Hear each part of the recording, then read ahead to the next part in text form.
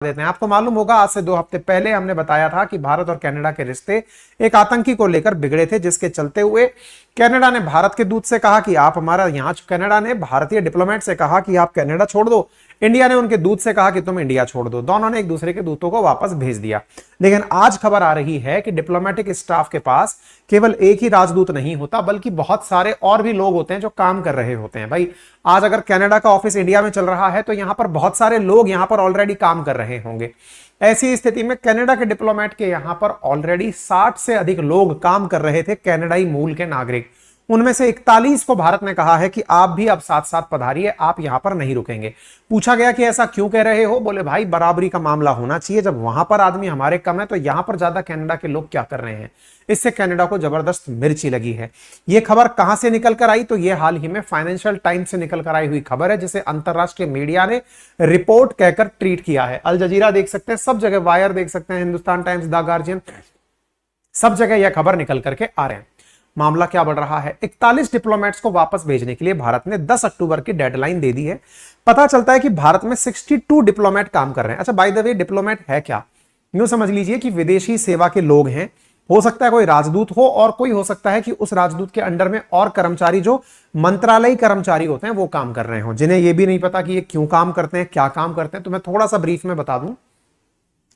हर देश दूसरे देश के साथ जो भी व्यवहारिक कूटनीतिक संबंध रखता है, दूसरे देश के नागरिकों को आपके देश तक पहुंचाने के लिए और आपकी सरकार की बात दूसरे देश की सरकार तक पहुंचाने के लिए एक राजदूत की व्यवस्था होती है, एक एम्बेसडर की व्यवस्था होती है। जहां जहां पर ब्रिटिशर्स ने शासन किया था, कॉमनवेल्थ नेशंस थे, उनके अंदर एक और टर्म काफी ज्यादा चर्चा में रहता है, दैट इज हाई कमिश्नर। होता क्या है? उसका काम केवल इतना ही होता है कि आपके देश में दूसरे देश का व्यक्ति रह रहा है, आपको अगर उस देश तक बात पहुंचानी है तो आप राजदूत को बुलाकर बोल दो, एम्बेसडर या हाई कमिश्नर को बुलाकर बोल दो कि भैया ये बात अपने नेता तक पहुंचा देना, आपकी बात सीधी पहुंच जाती है। ठीक है ना? अंग्रेजों के काल में भी आपने देखा होगा, राजाओं के जो वो होते थे ऑफिसेज, वहां पर भी एक दूत रहा करता था अंग्रेजों का। ठीक उसी तरह से आज दुनिया के हर देश में दूसरे देश का एक राजदूत रहता है।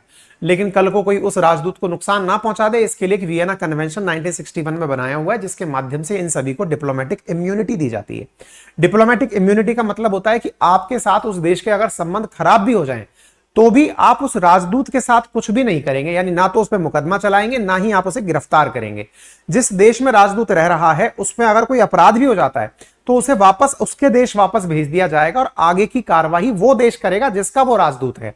ना तो आप उस दूत के घर की तलाशी ले सकते हैं और ना ही उसे किसी केस में गवाह बना सकते हैं। इस तरह से दूसरे देश के राजदूत को अपने यहां पर इम्यूनिटी दी जाती है। जैसे मान लो भारत और पाकिस्तान के काफी ज्यादा व्यवहार बिगड़े रहते हैं, लेकिन जब एक दूसरे के हाई कमिश्नर्स रहा करते थे तो हाई कमिश्नर रहने के मुद्दे पर हम लोग उनके दूसरे के हाई कमिश्नर को कभी गिरफ्तार नहीं करते थे, ना वो लोग करते थे ना हम लोग करते थे। ज्यादा दिक्कत है, वापस घर भेज दो कि भैया अपने अपने देश चले जाओ। ठीक है? अब ये बात निकल कर आई कि आफ्टर ऑल इंडिया अब ऐसा कर क्यों रहा है? तो इस जानकारी के पीछे एक और न्यूज क्लिप वायरल हुई, जिसमें यह पता चला कि इंडिया ने तो बहुत पहले ही कह दिया था कि यदि कोई भी देश का नागरिक, कनाडा के रूप में विशेष रूप से कहा था कि कनाडा वाले इंडिया के साथ बराबर मात्रा में अपने कर्मचारी रखें तो ठीक रहेगा। हमारे यहां पर उनके ज्यादा कर्मचारी हैं, हम तो केवल बराबर उनको कर रहे हैं, यानी कि दोनों की संख्या को बराबर किया जा रहा है। आपको टाइमलाइन के रूप में अगर बताया जाए कि कनाडा के साथ भारत के संबंध किस क्रम में आगे बढ़े हैं, 18 सितंबर को, यहां से 10 सितंबर तक जब G20 हो गया था, 18 सितंबर को ट्रूडो वापस पहुंचे थे। उन्होंने निज्जर की हत्या का आरोप भारत पर लगाया और भारत के सीनियर डिप्लोमेट को कहा कि आप अपने देश वापस चले जाइए। इसकी तुरंत कार्रवाई बदले की करते हुए 19 सितंबर को विदेश मंत्रालय ने कनाडा को कहा कि भैया तुम अपने द्वारा खालिस्तानियों को पनाह दे रहे हो, ऐसी स्थिति में हम भी अब तुम्हारे साथ काम करेंगे। अब धीरे धीरे इन दोनों के बीच बिगड़ते बिगड़ते संबंध कितने बिगड़ गए, इसकी पूरी टाइमलाइन है, ये हमने कई बार आपको बताई है। स्थिति यह है कि कनाडा के लोग भी अब इससे परेशान हैं कि ट्रूडो का मुसीबतें मतलब सामना करती जा रही हैं, मतलब उसकी दिक्कतें बढ़ती ही जा रही हैं। और ऐसा हुआ जब ट्रूडो के केस में लोगों ने पूछना शुरू किया कि यार इनकी समस्याएं खत्म होने का नाम नहीं ले रही हैं।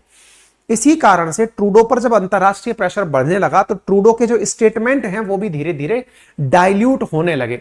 शुरुआत में जहां पर उन्होंने कहा कि इंडिया जिम्मेदार है निज्जर की हत्या का, उसके हर दिन, उसके लगभग हर दूसरे दिन, हर अगले दिन, हर दूसरे चौथे दिन इनके बयान भारत के प्रति नरम होते चले गए। तो देखिए इनके बयान, शुरुआत में क्रेडिबल एलिगेशन की बात कही, फिर आगे चल के उन्होंने फिर और बयान बदले, भारत के प्रति नरम रवैया अपनाते चले गए, अपनाते चले गए, अपनाते चले गए। इसके ऊपर फिर हमने 29 सितंबर को अपने ट्विटर हैंडल पर ही, जो के अंकित के नाम से है, हमने वहां पर एक न्यूज डाली थी। आपके सामने इन चारों चीजों को डालते हुए पूछा था कि गणित के विद्यार्थी बताएं कि इनका अगला बयान कब आएगा, क्योंकि पहले 19 को आया, फिर 21 को आया, फिर 22 को आया, फिर 29 को आया। और राजनीति शास्त्र के विद्यार्थी बताएं कि अगला बयान क्या आएगा। हमारे साथ बड़ी संख्या में बच्चों ने अपने अपने बयान दिए। गणित के विद्यार्थियों ने बकायदा मैथमेटिक्स लगा करके बता दिया था कि 2 अक्टूबर को इनका बयान आएगा। 2 अक्टूबर हमारे यहां पर ट्रेंड करने लगा। संभवतः वो सही भी थे, क्योंकि हाल ही में खबर 3 अक्टूबर के दिन निकल कर आती है कि कनाडा के प्रधानमंत्री ने भारत के बारे में कहा है कि वो इस सिचुएशन को और ज्यादा बढ़ाना नहीं चाहते। आप यहां पर बयान देख सकते हैं, इनका बयान आ गया है, Canada not looking to escalate situation. Trudeau के द्वारा इंडिया के मामले में साफ साफ कहा गया है। यानी हमारे विद्यार्थी जो ट्विटर पर हमसे जुड़े हुए हैं, हमारे मित्र जो ट्विटर पर जुड़े हुए हैं, उन्होंने बकायदा 2 अक्टूबर तक का डेट डिफाइन कर दिया था हमारे पूछे गए सवाल पर। लेकिन वो शायद अपनी जगह सही थे, क्योंकि आज 3 अक्टूबर है और 3 अक्टूबर को बयान है। हो सकता है उनके यहां 2 अक्टूबर का ही बयान हो, आज मीडिया में आया हो। मतलब आप लोगों की राजनीतिक समझ और अंतरराष्ट्रीय समझ बढ़ती जा रही है। आप देख सकते हैं ट्रूडो का बयान आ गया है। जस्टिन ट्रूडो ने कहा है, Canada not looking to escalate situation with India.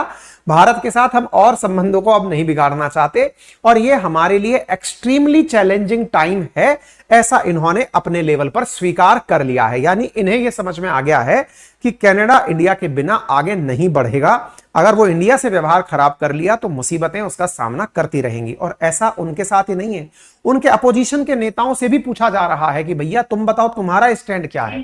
ऐसी स्थिति में ये लोग भी कुछ भी बयान देने से बचते जा रहे हैं कि भैया हम कुछ नहीं बोलेंगे। इनकी विदेश मंत्री से पत्रकारों ने घेर कर पूछा कि बताइए आपके 62 डिप्लोमेट्स में से 41 को इंडिया वापस भेज रहा है, क्या कहेंगे। इससे वो विदेश मंत्री जिन्होंने शुरुआत में हमारे डिप्लोमेट पर भाषण दिया था, अब वो सकुचाई सी नजर आ रही हैं। सुन लीजिए, इन मोमेंट्स ऑफ टेंशन, यानी ये स्वीकार कर रही हैं कि हमारे और उनके बीच में कुछ सामान्य नहीं है। विदेश मंत्री हैं ये। Because indeed there are tension between both the government in moment of tension more than ever it's important that diplomats be on ground. और इसी स्थिति में इनका कहना यह है कि हम लोग बातचीत कर रहे हैं और हम चाहेंगे कि डिप्लोमेट्स अपनी जगह पर बने रहें। इनकी हालत इस बात से खराब हो रही है कि अगर वहां के डिप्लोमेट आ गए तो क्या होगा। अब आपके दिमाग में एक सवाल आएगा, डिप्लोमेट से ऐसा क्या फर्क पड़ता है। देखिए क्या होता है ना, बहुत सारे देश अपने डिप्लोमेट्स के माध्यम से उस देश की आंतरिक राजनीति पर अपनी दखल रखते हैं। इतने सारे लोग भेजने का असली मकसद क्या होता है कि इंडिया के अंदर जितने भी इंटरनल मामले चल रहे हैं, उन इंटरनल मामलों को वहीं के लोकल मीडिया से, लोकल लोगों से मिलजुल कर उनके देश तक पहुंचाना, यही उनका असली मकसद होता है। अब जब आप यहां से उनको निकाल दोगे तो भारत की आंतरिक राजनीति में उनका इंटरफेयर धीरे धीरे नल एंड वॉइड हो जाएगा। कनाडा को यह चीज बहुत नुकसानदायक रूप से पता चल रही होगी।